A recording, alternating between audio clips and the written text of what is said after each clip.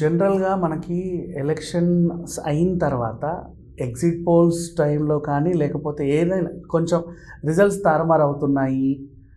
మనం గెలవమేమో అనే పరిస్థితి వచ్చినప్పుడు అప్పుడున్న గవర్నమెంట్‌కి, ఏ గవర్నమెంట్ ఉంటే వాళ్ళకి ఏం చేస్తారంటే ఆనవాయితీగా సచివాలయంలో ఫైళ్ళన్నీ తగలబడిపోతాయన్నమాట. షార్ట్ సర్క్యూట్ వల్లో, అగ్ని ప్రమాదం వల్ల, అంటే ఏదో తెలియని ప్రమాదం అని చెప్పేసి ఫైళ్ళన్నీ తగలబెట్టేస్తారు. నెక్స్ట్ వచ్చే వాళ్ళు ఎలా ఉంటారు, మనమే వస్తే పర్లా ఏదో రకంగా సవరించుకోవచ్చు. నెక్స్ట్ ఇంకెవడన్నా వచ్చాడనుకోండి, అవన్నీ మళ్ళీ తీస్తారు కదా అని చెప్పి ఫైళ్ళు తగలబెడతారు. ఇది తరచుగా జరుగుతూనే ఉంటుంది ప్రభుత్వం మారినప్పుడల్లా. సో ఇప్పుడు ఆ గొడవ పక్కన పెట్టేస్తే నెక్స్ట్ ఎవరో ఒకరు గెలుస్తారు, ఓడిపోయిన వాళ్ళు అసెంబ్లీకి రావాలి. సో ఇప్పుడు 175 సీట్లు ఉన్నాయి ఫర్ ఎగ్జాంపుల్ ఆంధ్రప్రదేశ్కి. వీళ్ళకి 100, వీళ్ళకి 75 వస్తే నష్టమేం లేదు. ప్రతిపక్ష హోదా ఏదో ఒక రకంగా ఉంటుంది.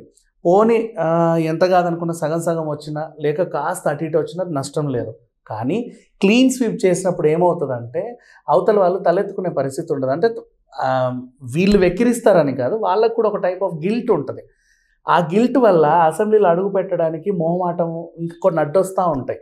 ఏం చేయలేరు. నెక్స్ట్ గతంలో వీళ్ళ ప్రభుత్వం అధికారంలో ఉండి ఎవరినైతే బాగా హింస పెడతారో వాళ్ళు కావాలని వాళ్ళనే స్పీకర్ హోదాలో కూర్చోబెడతారు. అట్లాంటప్పుడు ఇక రాలేరన్నమాట పరిస్థితి. సో ఈ ఇబ్బందులన్నీ చూసుకొని ఏం చేశారంటే, ఇట్లా గతంలో మన కేసీఆర్ గారు కూడా నా నడుము బెనికింది, నా కాలు విరిగింది, నేను జారిపడ్డాను, నేను రాలేను అని 70 రోజుల వరకు ఆయన రెస్ట్ తీసుకొని, ఇప్పుడు కూడా సరిగా వెళ్ళట్లా, ఏదో అడపా తడప అట్లా వెళ్తున్నాడు అంతే. సరే పెద్దయినలే అని చెప్పి వీళ్ళు కూడా ఊరుకున్నారు.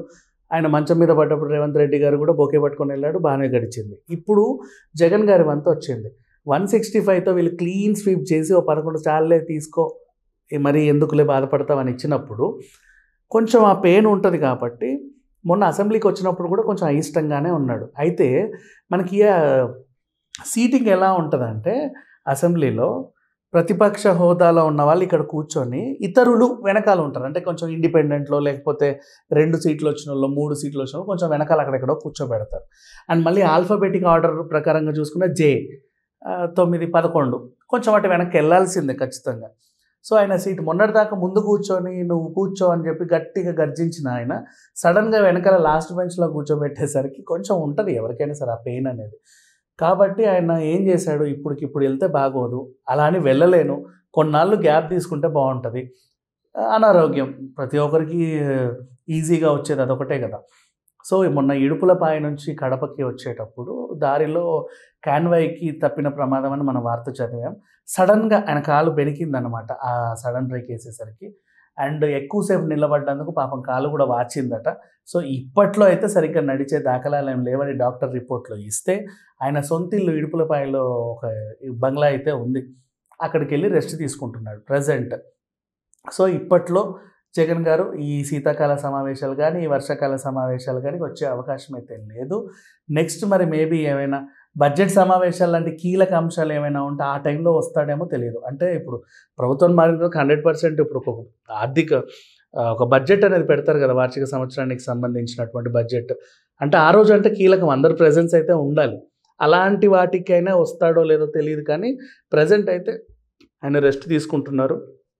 అండ్ ఇక వైసీపీ పరిస్థితి గురించి మాట్లాడుకుంటే ఇప్పట్లో కోలుకునే పరిస్థితి అయితే లేదు. వైసీపీ ఎమ్మెల్యేలు అందరూ కూడా కొంతమంది ఆ పార్టీకి ఈ పార్టీకి జంప్ అవుతుండగా, ఇంకొంతమంది విదేశాలకు వెళ్ళిపోతున్నారు, కనబడట్లా బేసికలీ బయట. సో ఇట్లాంటి పరిస్థితి ఉన్న టైంలో కొన్ని రోజులు అంటే విరామం తీసుకుంటే ఏంటంటే, అంటే విరామం తీసుకున్నంత మాత్రాన వాళ్ళు మళ్ళీ గెలుస్తారని ఏం లేదు, కనీసం మనసైన మైండ్ అయిన ప్రశాంతత పొందుద్ది, మళ్ళీ అరవచ్చు బయటకు వచ్చి. సో ఈ రకంగా కొంచెం రెస్ట్లో తీసుకున్నట్టుంది. ఎవరైనా అలాగే చేస్తారు, కామన్. మొన్న కేసీఆర్ కూడా అదే చేశాడు. ఇప్పుడు కొంచెం బయటకు రావడం జరిగింది. ఇకపోతే వాళ్ళ మీద వాళ్ళు బయటకు వచ్చినప్పుడల్లా ఏమైనా కేసులు లాంటివి మళ్ళీ బుక్ చేసి ఇంకేమైనా ఇబ్బందులు పెడితే ఇక శాశ్వతంగా బయటకు వచ్చే అవకాశం అయితే ఉండదు. Thank you so much.